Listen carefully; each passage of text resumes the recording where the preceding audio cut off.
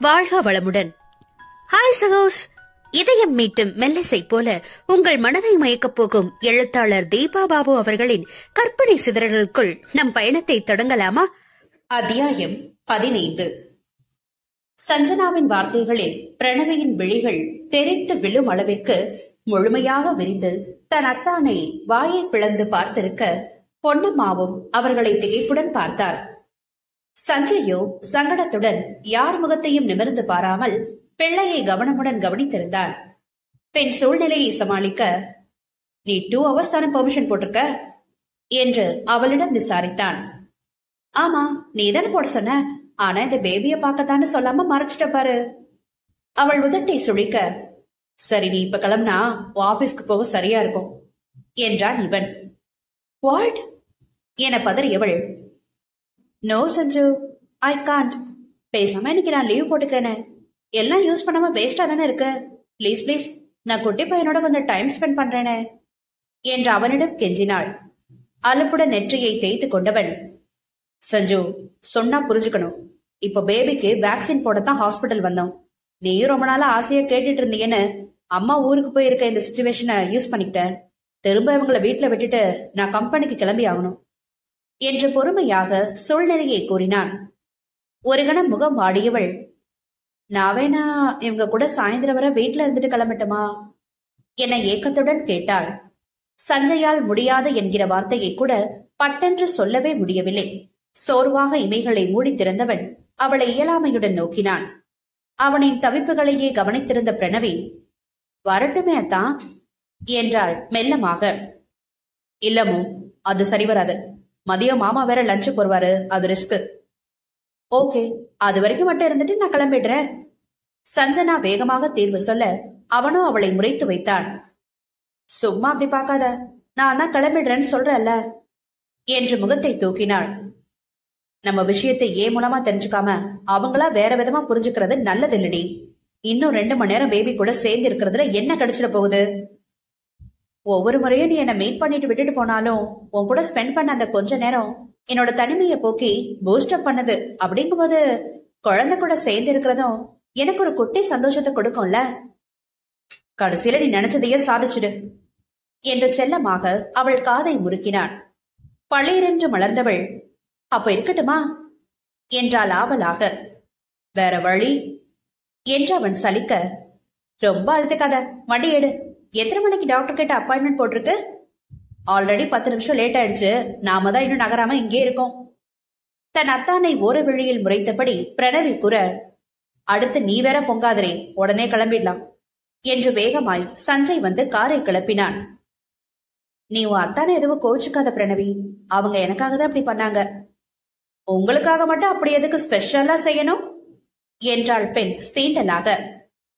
என்ன மாதிரியே நீயும் சும்மா வா போனே பேசு பிரணவி என்றவள் அப்பொழுதுதான் அவள் கூற வருவதை புரிந்து பெண்ணின் முகம் பார்த்தாள். அம்மோ, அவளை கலாட்டா பண்ணாத. நீ பிரணவி கிட்ட கூட சொல்லலையா சஞ்சு? மாமன் மகளின் பலமான முறைப்பை எதிர்கொண்டவாறே, இப்படி நேர்ல மீட் பண்ண வச்சு மெதுவா சொல்லான்னு இருந்தேன், அதுக்குள்ள நீயே எல்லாத்தையும் பளிச்சுன்னு ஓபன் பண்ணிட்ட என்றான் சஞ்சய். ஓ என இழுத்தவள், உன் அத்தானுக்கு நான் செட் ஆக மாட்டேன்னு தோணுதா பிரணவி? உனக்கு என்ன பிடிக்கலையா என்று தவிப்புடன் கேட்டாள் சஞ்சனா. சஞ்சு என்று சஞ்சய் கோபமாக அதட்ட, எதுக்கு இவ்வளவு பெரிய வார்த்தை எல்லாம் பேசி இவன்கிட்ட என்ன மாட்டி விட பாக்குறடி? அச்சச்சோ இல்லையே, பிரணவிய திட்டாத சஞ்சு. பாதி நேரம் என்கிட்ட பேசுறதே சண்டை போடுறதுக்காக தான் இருக்கும் என்றாள் பெண் ஏளனமாக. அப்படியே நீ மட்டும் ரொம்ப ஒழுங்கு, எப்ப பாரு என்ன சீடிட்டு தானே இருப்ப. ஐயோடா, ரொம்ப நல்லவன் தான் நீ. முதல்ல பிரச்சனையை ஆரம்பிக்கிறதே நீயா தான் இருக்கும். என் மண்டையில விடாம தினமும் கொட்டி கொட்டி என்ன வளர விடாமலே செஞ்ச அடாவடி இம்சை அரசன். அப்பப்பா, இல்லனா மட்டும் இவ பணமர அளவுக்கு வளர்ந்திருப்பா என்று நக்கலாக கூறினான் சஞ்சய். ஆட 2 பேரும் கொஞ்சம் சும்மா இருங்க, அந்த பொண்ணு உங்களையே வித்தியாசமா முழிச்சுக்கிட்டு பாக்குது என்றார் பொன்னம்மா. நீ இப்படி பேசினா உன்னை திமிர் பிடிச்சவன்னு சொல்லாம வேற எப்படி சொல்லுவாங்க? அப்போ அன்னைக்கு சொன்ன மாதிரி என்கிட்ட மட்டும்தான் சாஃப்டா பேசுறியா என்ன சந்தேகமாக கேட்டாள் சஞ்சனா.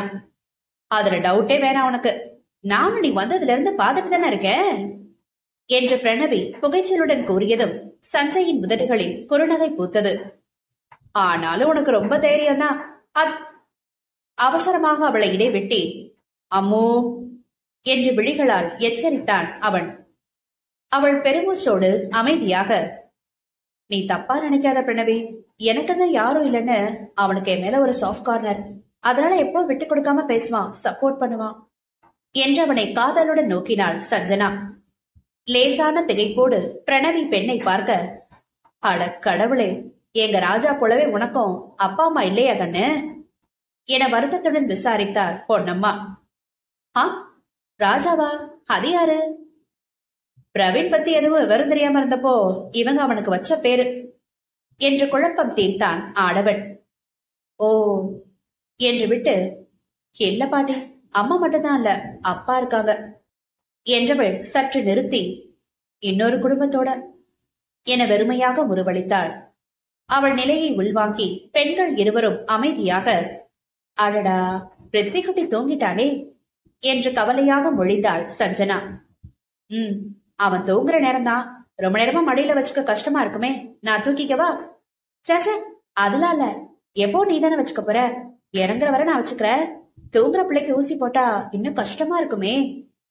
அவளுக்கு இணையான வருத்தத்துடன், ஆமா சும்மாவே அப்படி அழுவான், இப்ப நல்லா கத்த போறான் என்றாள் பிரணவி சோகமாக. நீங்க 2 பேரும் ஊசி போடும்போது வெளியில நில்லுங்க, நானும் பாட்டியும் உன வச்சுக்கிறோம். சஞ்சயின் உத்தரவில் பெண் கண்களை உருட்ட, என்ன ஏண்டி முறைக்கிற, போன முறையே பேபிக்கு ஈக்குவலா தேம்பி தேம்பி அழுதியாமே நீ என்று கேலியாக கேட்டான். நீதான் கொஞ்சமும் இறக்க இல்லாதவன், நான் அப்படியா? அதோட இவன் அம்மா வேற. அதுக்கு என்ன செய்யறது, குழந்தைக்கு நல்லதுங்கும் போது நாம் அதை டாலரேட் செஞ்சுதான் ஆகணும் என்றவள் முகத்தை சுருக்க மருத்துவமனை வந்து விட்டது. போச்சு, ஹாஸ்பிடல் வந்துருச்சு. பிரணவி பதற, அட அம்மோ, அது வரல, நாம தான் தேடி வந்திருக்கோம் என்று கண் சிமிட்டினான். ஆ, மொக்க போடாதான். சரி, நீ அந்த ஃபைல் எடுத்து கொடு. பொண்ணுமா கீழ் இறங்கி குழந்தையை வாகாக தூக்கி கொள்ள சஞ்சனா அவருடனே நின்று கொண்டாள். சஞ்சயும் பிரணவியும் வரவேற்பு பகுதிக்கு சென்று குழந்தையின் கோப்பை கொடுத்து முன்பதிவு விவரம் சொல்லி அப்பெண் கை காட்டிய பகுதிக்கு அவர்களை அழைத்து சென்றனர். அறையின் உள்ளிருந்து குழந்தையின் அழுகை ஒலி கேட்க முகம் சிவந்து நாசி விரிய கண் கலங்கிய பிரணவியை தோளோடு அணைத்து தேற்றினாள் சஞ்சனா. குழந்தையை நெஞ்சோடு அணைத்து கைகளை லேசாக குலுக்கி சமாதானப்படுத்தியபடி வெளியில் வந்த சஞ்சய், என்ன அழுதலா என்று சிரிப்புடன் கேட்டான். போ சஞ்சு, எனக்கே ரொம்ப கஷ்டமா இருந்துச்சு. இவெல்லாம் கல் நெஞ்சக்காரன் என முதலில் சாடிவிட்டு, இல்ல அத்தா ஒன்னு சொன்னா என்றாள் பிரணவி வேகமாக. என்ன சொன்னா? உன் பொத்தான்.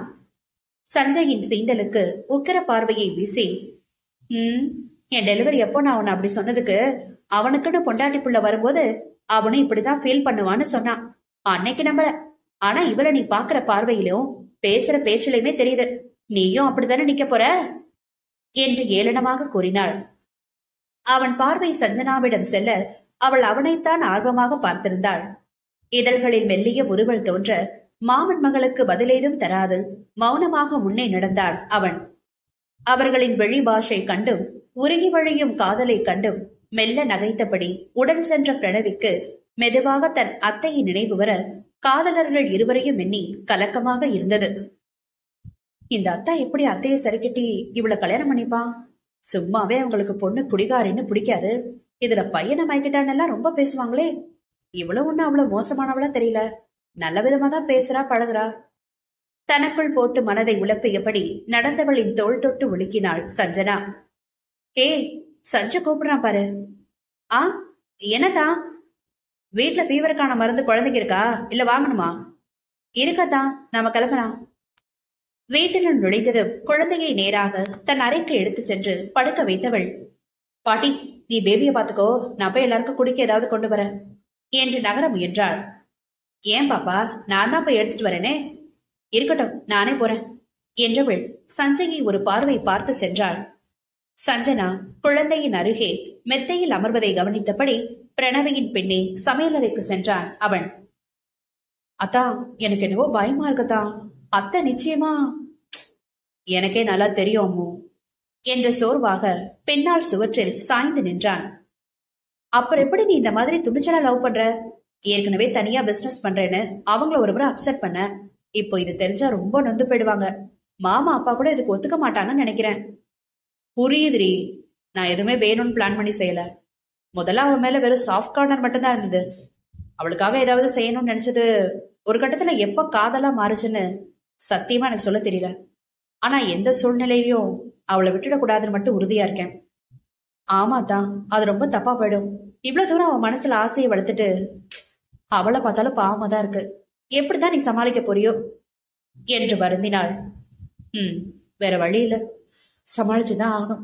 அப்பா மாமாவை விட அம்மாவை நினைச்சாதான் ரொம்ப கவலையா இருக்கு. என்ன செய்ய போறேன்னு தெரியல, பாப்போம் என ஒரு ஆழ்ந்த பெருமூச்சை வெளிவிட்டவன், சரி நீ உட்கார், நான் ஆப்பிள் ஜூஸ் போடுறேன் என்று குளிர்சாதன பெட்டியிடம் சென்றான். இன்னைக்கு உன் ஆள் வீட்டுக்கு வந்திருக்கவும் உபசாரத்துக்கு தயாராயிட்டியா? ஏண்டி, நம்ம வீட்டுல தானே குக்கிங் கத்துக்கிட்டு ஒவ்வொரு முறையும் எல்லாருக்கும் செஞ்சு தந்துட்டு இருக்கேன். என்னவோ அவளுக்கு மட்டும் தனியா செய்யற மாதிரி சொல்ற. ஆனாலும் அவளுக்காக தானே கத்துக்கிட்ட. அதுலயே எங்களை எல்லாம் முதல் பரிசோதனை எலிகளா வச்சுக்கிட்ட என்று நொடித்தாள். சிரித்தவன் அவள் தலையில் செல்ல கொட்டு வைத்து, வாய் பேசாம இந்த ஆப்பிள் எல்லாம் கட் பண்ணு என்று பெண்ணின் கையில் கொடுத்து விட்டு அடுத்த வேலைக்கு நகர்ந்தாள். உன்னெல்லாம் லவ்வே பண்ண மாட்டேன்னு நானும் அத்தையும் அவ்வளோ ஸ்ட்ராங்கா நம்பின பாரு. எங்களை சொல்லணும், அதுலயும் நான் தான் ரொம்ப அப்பாவி போல. நீ போற டின்னருக்கு, அவுட்டிங்கு எல்லாத்துக்கும் தனியா ஒரு அர்த்தத்தை லூசு மாதிரி கொடுத்துக்கிட்டேன் என நொந்து கொண்டாள். அதென்ன லூசு மாதிரி என்று இழுத்து நமட்டை கடித்து சிரித்தான் சஞ்சய். சட்டென்று பொங்கி எழுந்தவள், கேடித்தனமா செய்யறதெல்லாம் செஞ்சுட்டு என்ன கிண்டல் வேற பண்றியா நீ என்று எம்பி அவன் தலையில் வேகமாக கொட்டு வைத்தாள். ராட்சசி, நான் மெதுவா தானடி கொட்டினேன். தப்பு பண்ண நீ, அப்படிதான் பொறுமையா நடந்துக்கணும் என்றவள். சரி, எனக்கு ஐஸ் போடாம தனியா போட்டுக்கூட, அப்புறம் பட்டுக்கு சளி பிடிச்சிட்டோம் என்றாள் அடுத்த அலட்டலாக. ஞாபகம் இருக்கு. சரி நீ ரூமுக்கு போ, அவ தனியா இருப்பா. ரொம்பதான் அவ மேல அக்கறை கட்டி சக்கரை கட்டி வழியுது உனக்கு என்று உதட்டை சுழித்துவிட்டு வெளியேறினாள் பிரணவிகா. நட்புகள் எல்லாரும் நம்ம சேனலை மறக்காம சப்ஸ்கிரைப் பண்ணுங்க. கதையை கேளுங்க, லைக் பண்ணுங்க, கமெண்ட் பண்ணுங்க, பிடிச்சவங்க ஷேர் பண்ணுங்க. நன்றி.